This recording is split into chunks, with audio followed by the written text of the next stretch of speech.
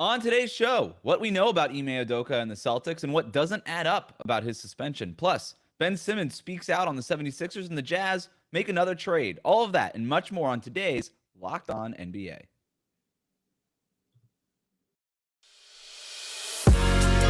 You are Locked On NBA, your daily NBA podcast. Part of the Locked On Podcast Network, your team every day. All right, welcome to Locked On NBA Friday, your daily podcast on the NBA. However, you might be tuning in on YouTube, Odyssey, or wherever you get your podcasts. Thank you so much for making Locked On NBA your first listen every day. I'm Wes Goldberg here with Adam Mares. Ben Simmons says he didn't get the support that he needed from the 76ers in the Jazz trade yet another rotation player. But we'll start today in Boston, where the Celtics are expected to suspend coach Ime Udoka for what is being reported as a consensual relationship with a female coworker. Adam, what do you make of the Celtics' decision?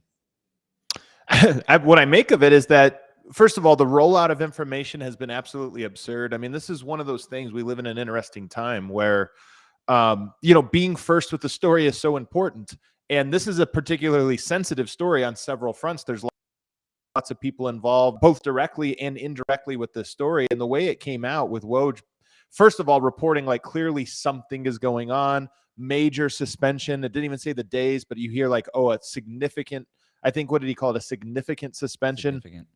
So that's first what you're hearing, and you're thinking, wow, this must be really big. And then, of course, the details rolled out later. So my first thought when you ask me what do I think of it is, what a messy situation this is before you even get into the, like, what does it mean for the Celtics? What does it actually, mean for the league and, right and wrong and all of this? We still have such little information, and the rollout of this information has almost augmented, I think, the impact this story has had in the NBA world.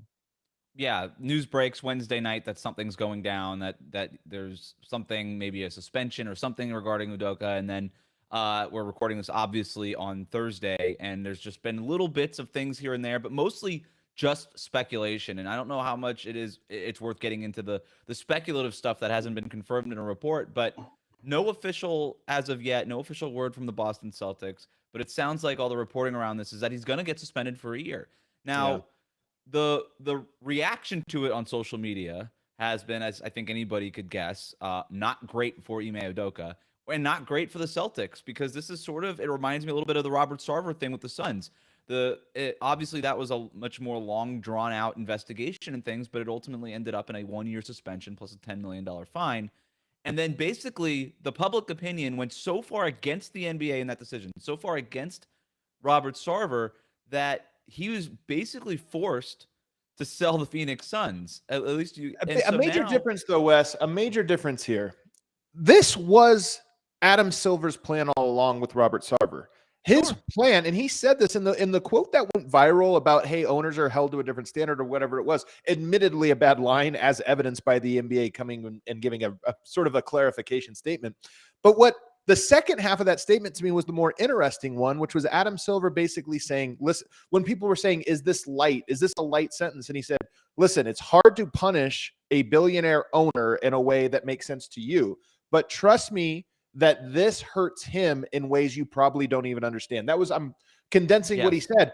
And what he was basically hinting at, I mean, this is Adam Silver. It has to be a little like, he has to work the room here, say things without saying them. What he's saying is, I can't fire him or take his team from him.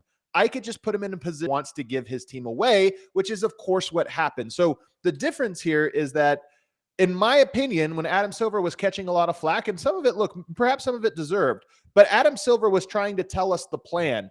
Hey, I think we're putting him in checkmate, and he's going to end up having to surrender here rather than us kick us out. Whereas with the story with Ime, like, this was not a well-designed plan or a well-designed release of information. This was a absolute chaotic release of information. I don't disagree with anything you're saying. I just think that we might end up in the same place. You know what I mean? If the public opinion is shifting so far against Ime Udoka, and look, obviously it depends on whatever details that end up rolling out over the next few days. Whatever gets reported is going to have a big influence on how people think of Udoka going forward. But we could end up in a spot like, there's already, I think, Chris Mannix of Sports Illustrated saying that Udoka has considered just resigning altogether, which would be like his version of Sarver selling the team too. So I'm actually curious the reasons and maybe purely financial of why Boston decided on a 1-year suspension. Right. I mean, if we start to get into the logic of this, I know a lot of people are looking at this and saying, okay, there's an infidelity aspect of it.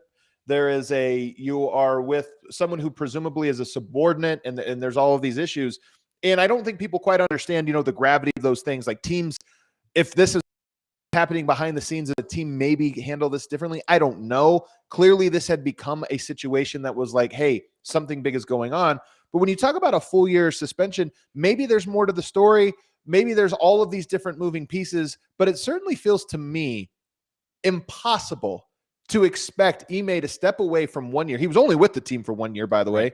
Be with the team for 1 year, step away from 1 year, return in 1 year, and to expect your team that has this wide open title window, runners up last year and the favorites this year, to say, oh, that makes sense. We'll just have effectively 3 different leaders, 3 different coaches, and oh, by the way, every player on that team is going to know why Ime was away for a year. And now that he's back, to me, it seems impossible. And I agree with you. This feels almost more like we're hoping that the suspension leads to him resigning or leads to this breakup. Maybe he's doing the same calculus you just did. Basically, he's like, wow, this just doesn't seem like it's going to work out for me in Boston anymore. How do I bounce back from this? And maybe I do resign. Like maybe the Celtics are hoping that he comes to that kind of conclusion.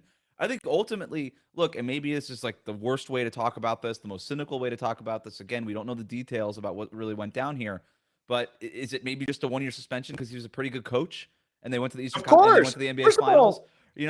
What do you mean a messy way to talk about this, Wes? This is a messy story. I actually don't think that's a messy way to talk about it. It's one of the main.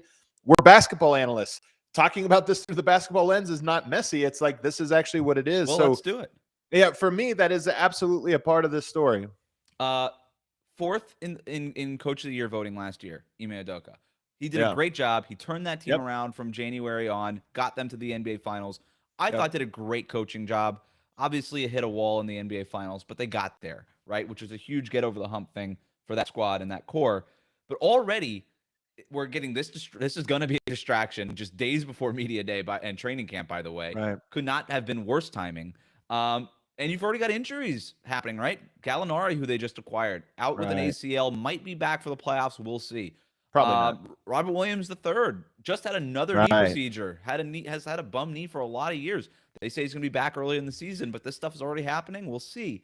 Malcolm Brogdon, who's sort of their big get this offseason, last 3 seasons, he played 36 games, 56 games, and 54 games. He's not a healthy guy in general. So you've got the injury thing that's already starting to get that they're dealing with over the last week, especially with the Robert Williams thing. And now this Ime Udoka thing. They don't really know who the head coach is going to be going forward. It's going to be somebody off that bench, according to the reporting. But this is, in the words of Mad Men, not great, Bob, right? Like, this is not an ideal situation for the Celtics. We have seen title contenders be taken out for a wide variety of reasons. This one's a new one.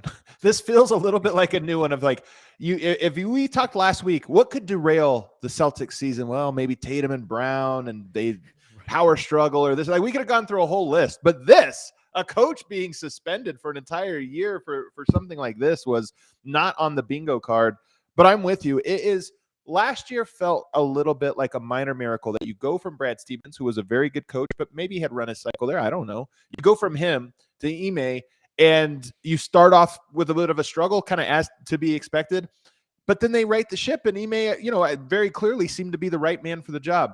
To expect that to happen again, you bring in a whole new coach with a whole new voice and a whole new. I'm guessing the philosophies and stuff are going to try to be the same, but so much of coaching in the NBA is about that leadership and about that. Hey, the plan that's not as much of a genius thing as people want to make it out to. It's how do I get the team to execute that plan, and expecting to catch lightning in a bottle a second time like that to me is. I just don't see it. According to Woj, Joe Mazzulla, who's an assistant coach for the Celtics, is likely to become the interim coach. But their top assistant last year, Will Hardy, left. He's coaching the Utah Jazz now. So you would hope that there's some sort of consistency if there's Celtics between that. But wasn't the whole thing Udoka X's and O's, it's fine. But his whole thing was holding guys like Tatum and Jaylen Brown and Marcus Smart accountable. I don't know anything about Joe Mazzulla. I really don't. But if that was Udoka's specialty, and now you don't have that guy in that locker room, it just felt like more of an emotional thing. And if the Celtics were relying on that emotional leadership and their leader is no longer there, and now you've got like this emotional tidal wave thing happening, I don't mean to overstate it, but it kind of feels like a really big deal. And I don't know that, like, the Celtics are not a team that has shown over the last few years a whole lot of mental toughness, a whole lot of fortitude, right? And so that's always been the wall that they keep bumping up against. And this is just a huge distraction at the worst possible time for them. It might be so strong as to say that this has knocked them out of title contention, which seems crazy. The season's not even started yet, and they're super talented. Yeah. Knock them out might be strong just because we don't actually know how this is going to affect them. Although I do think the point you raise about Hardy, it's not just that you lost your coach, it's that you lost some of the brain trust behind the coach as well. Right. So you have it's a big shift, but I wouldn't say it takes them completely out, but I will say this. I had them as my title favorites coming into the season. If you would ask me a week ago, they might have been my title favorites. That's not the case anymore. They're not my favorites to come out of the East even. Yeah. That's how far down I think this knocks them. There's no way to spin this as a positive. Could it end up being a positive somehow? Of course it's possible. Right. But I think that to predict that would take a leap of faith that I think is probably closer to insanity. Yeah, you got to think Mazzola is like the second coming of like Red Auerbach or something, which is probably not happening. All right, coming up. Should the 76ers have been more supportive of Ben Simmons the last couple of years? He seems to think so. That's what we're going to talk about next here on Locked On NBA. But first, today's episode is brought to you by BetOnline. BetOnline.net is your number one source for all of your football betting this season. Find all the latest player developments, team matchups, news, podcasts, and in-depth articles and analysis on every game that you can find. And as always, BetOnline remains your continued source for all of your sports wagering information with live betting and up-to-the-minute scores for every sport out there. The fastest and easiest way to check in on all of your favorite games and events, including MLB, MMA, boxing, and golf. Head to betonline.net or use your mobile device to learn more. It's BetOnline, where the game starts.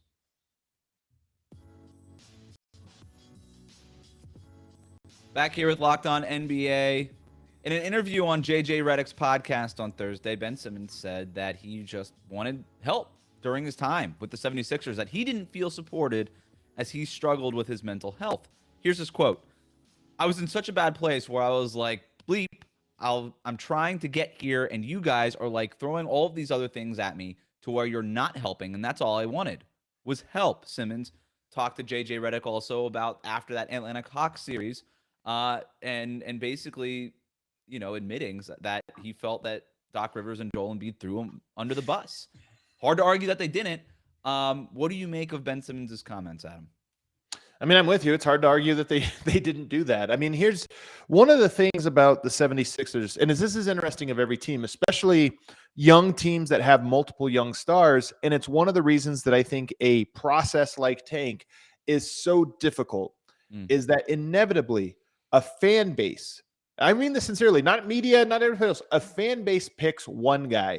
And they picked Joel Embiid. He nicknamed himself the process. He took on all admiration and everything else. And even before the split, if we go back, rewind the clock 3 years ago, before things started to get dicey between Ben Simmons and the Philadelphia 76ers, you still had Joel Embiid, the beloved one, Ben Simmons, the one that was really good, but we just, for whatever reason, the fan base just kind of likes, doesn't love.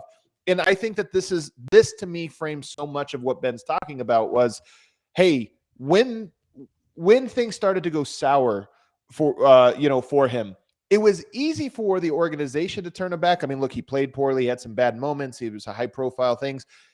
It was easy for them to turn on him, though, in part because one of these guys was beloved, one of them was not, and I think he probably felt the brunt of that. I have no idea, no way of knowing like to what extent was the organization trying to help him. They just certainly had a very, very nice scapegoat, and very few organizations, teams of any sport, will not take a scapegoat when one's handed to them. I don't know the answer to that. That's the quote. That was the breaking point, I think, with this relationship. When Doc Rivers, after that Hawks series, was asked if Ben Simmons could be the starting point guard on a championship team, said, quote, and he doesn't, according to Doc Rivers, he did not say this, but it's on record, "I don't know the answer to that." At that point, what do you mean he said he doesn't? He denies the quote. He denied that like a year ago. Yeah. He's like, you guys being the media put words in my mouth. It's like, no, that's on video. We all saw it. Man, what a revisionist history from Doc Rivers. First of all, Doc Rivers, Wasn't the first guy he's ever thrown under the bus, by the way. This is a little bit of an MO, so it's classic Doc, right? And wow. You said like people don't look for a scapegoat, but usually you don't scapegoat one of your star foundational pieces, a guy who was an all NBA caliber player. That, but I'm telling you though, Wes, real quick, I have to interject here. You're right about that, except we all know before that quote, because you said that quote was the breaking point. To me, that quote was the nail in the coffin. That was the last part of it. But part of why Doc, different, the breaking point and the nail in the coffin? Maybe, I don't know. I'm just, to me, that one, it was like, it's fully over. This thing was, the coffin was, their body was already in the coffin. The nail just sealed it. Okay. To me, the reason Doc Rivers felt so comfortable saying that, the reason Joel Embiid felt comfortable saying that some of the things he did in the lead up to that and in the podium after the series ended was because they knew the momentum was already turned. Like the tide had already turned. There already was a scapegoat that was fully there. So to me, this was probably, that's why I say it was the nail in the coffin, is because to me, this was leading up for an entire year of like, hey, we're going to win, but if not, it's because of him. Whatever happened in the background, besides just not taking that dunk against the Hawks at the end of the game there, if it was just one thing, they would have been like, look, we got Ben Simmons. Like, I can't imagine that they would have turned on him because of that one not shot that he didn't take. So they were fed up with this guy for one reason or the other. That much is clear. In most situations, a lot of people are a little bit wrong in this whole thing. And maybe, there's a gray area in the middle where the truth probably is. But I also, like, Ben Simmons said he needed all that support from the 76ers over the last year before he got traded. But you could also say the 76ers, like Ben Simmons, from their perspective, Ben Simmons wasn't communicating with them. We heard all those things. Like, we just didn't know where he was, what he needed. He wasn't communicating with them. But I get it. Like, the team threw you under the bus after the most embarrassing moment of your professional career, and you felt like you had no support from the only team you ever knew, the team that took you number 1 overall. And I would understand why at that point Ben Simmons is like, you know what? I'm not going to talk to you guys. You guys kind of suck. I don't want to deal with you guys anymore. I'm not like, I just think both people are a little bit right and a little bit wrong. And ultimately it was the nail in the coffin. It was the breaking point, whatever, which tomato. It ended up being the end of Ben Simmons and the Sixers as we knew it. But, and by the way, let me just say one thing real quick here. I don't know, is Daryl Morey a better general manager than Tim Connelly has been? I don't know. All I'll say is that they're on very opposite ends of the spectrum in terms of how they engage with their teams. And one thing I have a lot of respect for Tim Connelly, formerly of Denver, now in Minnesota, is that he really did treat all of the players that he brought in as friends. And he wasn't afraid to say that I talked to these guys as friends. A lot of GMs will stay removed emotionally because they know this is a business and I have to make harsh decisions. Sure. Again, I don't know what the right or wrong way is, but I do feel like there is something cold and calculating about the process era 76ers. We know in the resignation letter of Sam Hinkie, he talked about the greatest move of the season was a GM that traded a second-round pick for like almost as if you're like, these people are just computer programs, right, that are doing this or that. It's a very impersonal approach. And to me, this Ben Simmons stuff, I don't know the truth either. None of us are going to know like how much are people making, treating him like a human being and this or that. I don't know. I'm with you. I feel pretty confident that Ben Simmons isn't telling the whole truth in an accurate form, but that he's also probably not telling a whole lie. But I do think that this to me is a very unsurprising epilogue to the Ben Simmons process era, because the process was built on this impersonality of the organization. Right. Let's move on to other impersonal type of trades. Danny Ainge, the Jazz, blowing it up. The Jazz trading Bojan Bogdanovic to the Pistons for Kelly Olynyk and guard Saben Lee. Is this a good trade for the Pistons? It's funny, man. There's no gray area in the NBA anymore. Rudy Gobert, 7 first-rounders. Donovan Mitchell, 5 first-rounders. Bojan, 0. Like Saben you're either Lee. Worth. You're either Lee, worth. Baby. Oh, you're either worth every first rounder you have, or you're not worth anything. I don't understand any of this other than to say Bojan Bogdanovic, a very good player that I thought could turn the championship this year if he went to the right team. That's not Detroit. They're not in the championship contention. But it's a good move nonetheless. Right. He's a very good player and he makes that team more interesting. I think it's a great fit. First of all, they had a little bit of a crowded center position. They just drafted Jalen Duren. Obviously, they signed Nerlens Noel. And so for Olynyk to try to fit in there, I'm not really sure. They obviously have Marvin Bagley out there. He can play the 4 and the 5. But Bogdanovic makes sense. He can play both forward spots. And he's going to space the floor, right? You look at their top players. It's Cade Cunningham. It's Jalen Duren. And it's Jaden Ivey, who they just drafted. And those are guys who are probably going to work mostly in the paint, Cunningham can kind of do more stuff, but specifically to Ivy and Duren. So you space the floor for your young guys. It makes sense to me for the Pistons. I like the move. And then for the Jazz, like I know that they wanted a first-round pick for Bojan Bogdanovic. They couldn't get one. This is kind of a weird move. I wonder if they try to buy out Kelly Olynyk or flip him or something else. I don't know. It also hints to me like, look, Bojan is a guy you could have just rode to the trade deadline and then a team maybe pays a little bit more. But if you have Bojan on your roster in October, November, December, you accidentally win some games. So to me, not that we didn't know Utah was going to be tanking, but this was we got to get rid of this guy who might make us win 5 extra games. We got to get rid of him, and we'll send him out to the East. And then lastly, my only other take is there is a cycle to teams like Detroit, mid-sized teams, and how they rebuild. And I actually think it makes sense. Early on, right now you have Cade Cunningham, right? Everything's around him. Early on, who cares about defense? We need this guy to have a lot of offensive reps and to really identify his figure out his identity. And that's what the Detroit Pistons have. I don't think they're going to get a lot of stops next year, but I would be buying, if I'm a fantasy basketball player, I'd be buying Cade Cunningham. All that paint, ball in his hands all the time. Not, he's going to be creator number 1, 2, and 3 with all of that spacing. I'll bet he puts up some pretty fantastic numbers in a lot of 120 to 115 games. You're getting everything on this show. You're getting fantasy basketball advice, all sorts of things. All right, we're going to take a break here, and then next it's our Friday countdown here on Locked On NBA.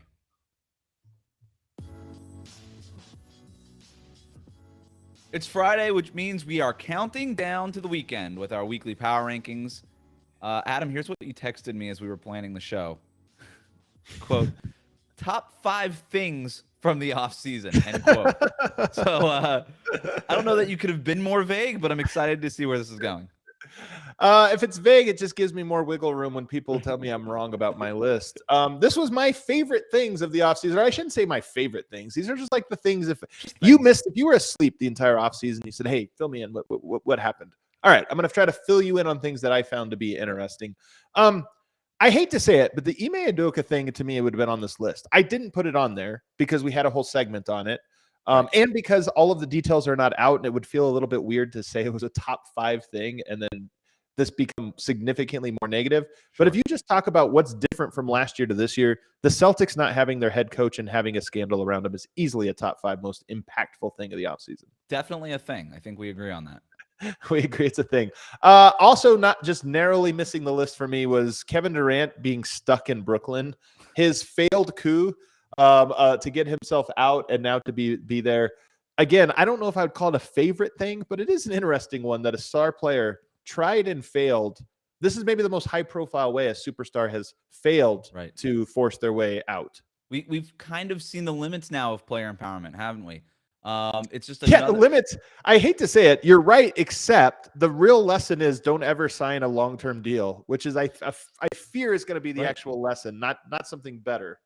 Right. No, I mean, it does feel like a limitation in some respect that, hey, if you're on a long-term, like we've seen it, a year, maybe even 2 years left on your contract, you can find your way out of somewhere. But in Kevin Durant's case, 4 more years on his contract, it was just at his age, that was the limit.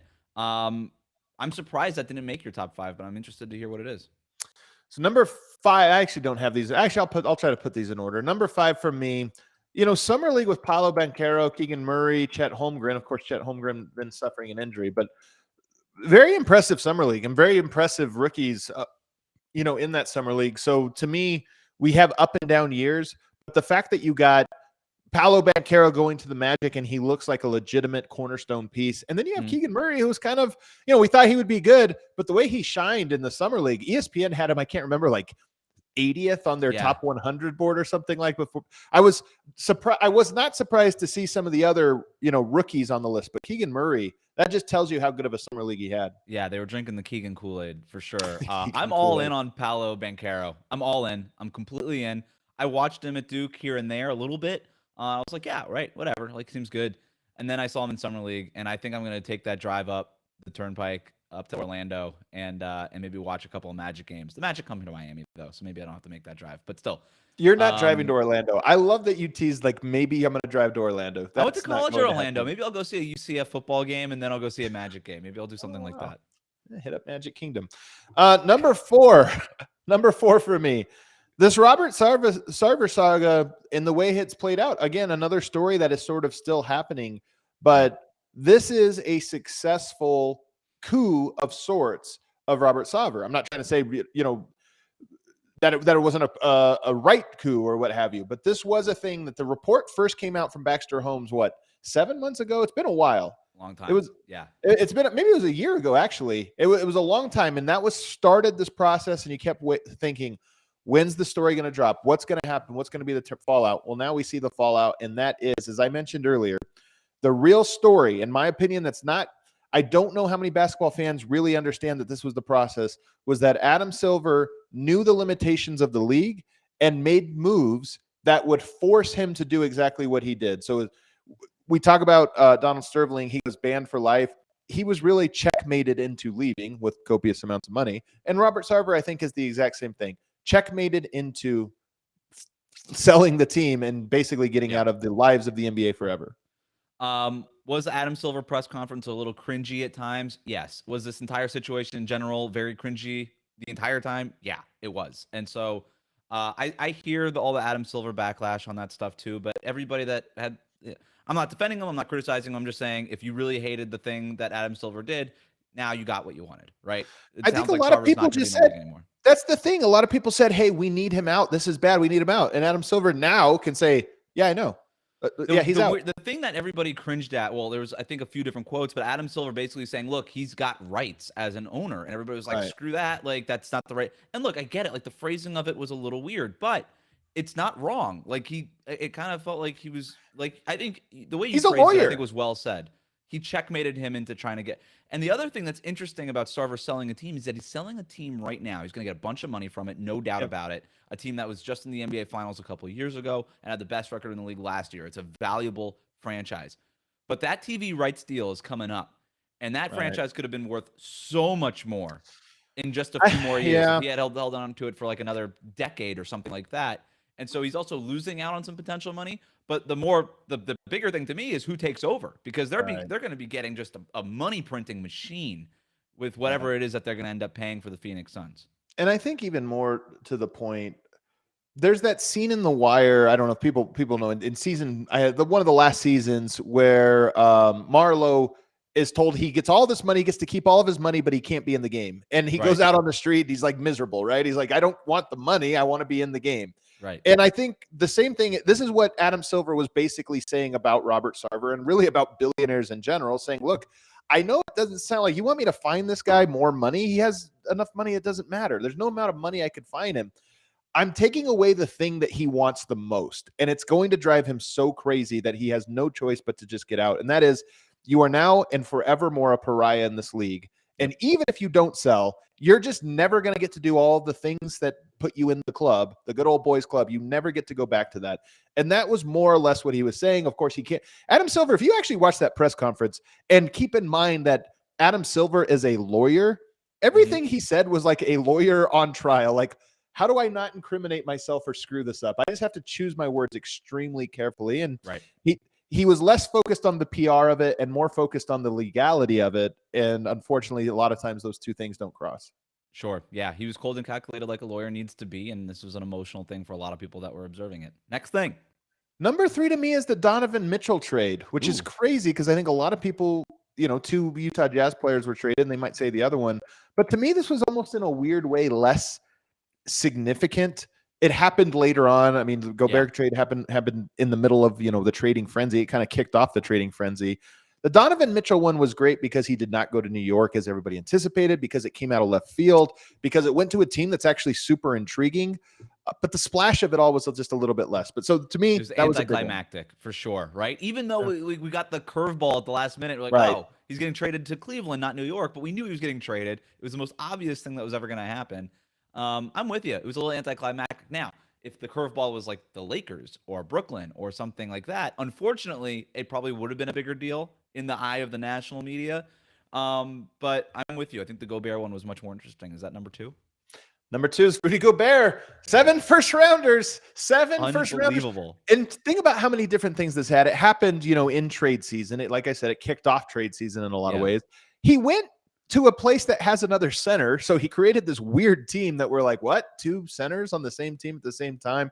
Minnesota, all of the assets that they got back. The fact that it was a new general manager and Tim Conley, a new ownership group, and they're just like, hey, why don't we mortgage the next 10 years of our team to get Rudy Gobert? Every piece about this was great. It was a content onion. It was a takes onion. We still are coming up with new takes for this one. I got my new take. You ready? Yeah. I love this trade for Minnesota. I'm sorry. Yeah, for Minnesota, the one that got Gobert. I love this. I screwed up. Let me start over. All right, there goes. I love this trade for Minnesota. I have thought long and hard about it. I think that every trade grade this whole offseason, Adam, was the Utah Jazz get an A and Minnesota gets like a C or a B- or something like that. Who got the better player? Yeah. Minnesota got the better player. It's not like they got a top 16, 17 player in the NBA and Rudy Gobert. They got the best defensive player, arguably, in the NBA. They just got so much better, and they gave up draft picks, a team that with Rudy Gobert, Karl Anthony Towns, and Anthony Edwards, who's awesome, they're probably going to win, 45 to 50 games for the next however many seasons while those 3 are together. They're going to be in the playoffs probably every year, barring injury. Like, screw your picks. I know that everybody loves picks. It's a great way, if you're a GM, to keep your job for a super long time, is to just keep accumulating picks and selling false hope to your fans. I get it. Every NBA analyst out there loves to be like, look how many picks they got. Oh, they own the draft. I don't care, man. You're gonna get like 7 first, and by the way, 7. There's pick swaps in there too. So it's like 4 first-round picks in the 20s. Like, good luck, I guess. Congrats. Like, have fun with those. Those don't have a high success rate. And so I love this pick for Minnesota. They just got their team so much better. And if everybody wants to be like, well, are you going to win a championship with that team? I don't know. Is that the bar for every good trade? Is that now you have to win a championship because of the trade? This team just got so much better. I love the basketball fit with all these things. I'm all in on the Timberwolves trade. Yeah, that being said, I'd rather see them fail than succeed. But that's just the hater in me. Number one. Eurobasket 2022. Eurobasket, if you guys have been tuning into the show the last couple of weeks, nobody on this side of the Atlantic traditionally has tuned in for Eurobasket, but I changed that about myself this year, Wes. I hope the people listening to this think, man, number one, that was better than all of these things. Absolutely it was. Yeah. We got Franz Wagner breakout summer. We had Juancho Hernangomez finalist MVP. And then, of course, we had Giannis, we had Jokic, we had Luka. We had these great teams, great basketball. And I'm joking a little bit. I'm joking a little bit here, but I'm also being serious. That was a grade A basketball tournament that happened in the offseason when we had nothing else to watch or talk about. And I am a fully committed Eurobasket watcher from here on. Should Adam Silver move his midseason tournament to Europe? Why not? Give the veteran players who don't want to play a chance to vacation a little bit. Maybe go to the Greek islands or something. Get away for a while. I like it. Those are definitely 5 things, Adam. Congratulations. Those were 5 things. I told you it's gonna be 5 things from the offseason. Remember to subscribe to new episodes of Locked On NBA wherever you listen to podcasts for 30 minutes of the NBA's top stories every day. Until next Friday, you can find me over at Locked On Heat and Adam over at Locked On Nuggets. Media days, training camps, all beginning next week. You're going to want to tune in to Locked On NBA. Your first listen every day. Now, go make the NBA top 50 on Locked On NBA your second listen. Which NBA player moves the betting line the most this season? Locked On and the BetOnline odd makers present the NBA top 50 most valuable players. Find it on the Locked On NBA podcast feed, wherever you get podcasts, and on YouTube.